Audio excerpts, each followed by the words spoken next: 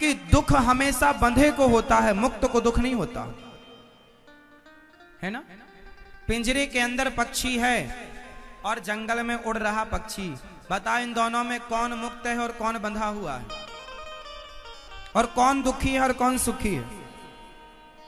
दुख हमेशा बंधन में है। दुख हमेशा कहां है? जोर से, बंधन में। आप पक्षी को पिंजरे में बांध दीजिए, मतलब डाल दीजिए पिंजरे में, वो दुखी रहेगा। आप सोने का पिंजरा क्यों ना बनवाएं, 56 भोग क्यों ना दे खाने को, पर वो आकाश में जो उड़ान थी उसकी, वो जो उसका सुख था वो खत्म।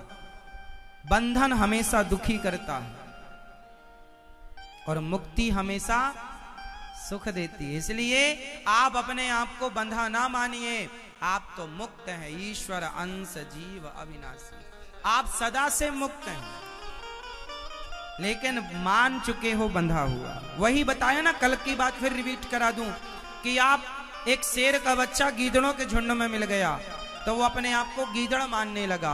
आप हो ईश्वर की संतान, पर संसार के लोगों के संग रह रह के आप अपने आप को संसारी मान चुके हैं। मैं भी सांसारिक हूं, जबकि हैं हम ईश्वर अंश, भगवान की संतान है। तो आज से कितने लोग बंधे हुए हैं?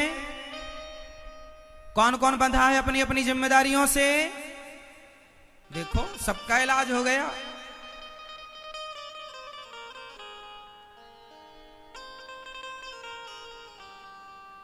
अब आप गलती दोबारा तो नहीं करेंगे अपने आप को बंधा हुआ मान के। चलिए, मुक्ति देखो, रस्सी को आप सांप कब समझते हैं? आप बताओ मैया, आप रस्सी को सांप कब मानती हो? आप रस्सी में सांप को कब देखती हो? ये बताओ। मैया बताएंगी। चलो मैया आप बताओ, रस्सी में सांप की भ्रांति कब होती है? हाँ, पहला उत्तर है आपका सही। मुक्त हो गई आप, मतलब पहली बार मैया ने परफेक्ट उत्तर दिया 5 दिन में।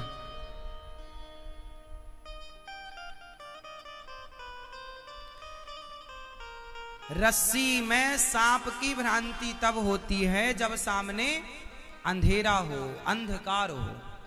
अंधकार हो तो हम रस्सी को क्या मान लेते हैं, और यदि प्रकाश होता तो हम रस्सी को कभी सांप ना मानते, क्लियर हो जाता कि ये रस्सी है। अच्छा, जब आप रस्सी को सांप मान लेते हैं तो डर होता है कि नहीं? जबकि रस्सी है वो, रस्सी है वो, पर डर तो असली है ना। डर गया, अरे सांप सांप सांप।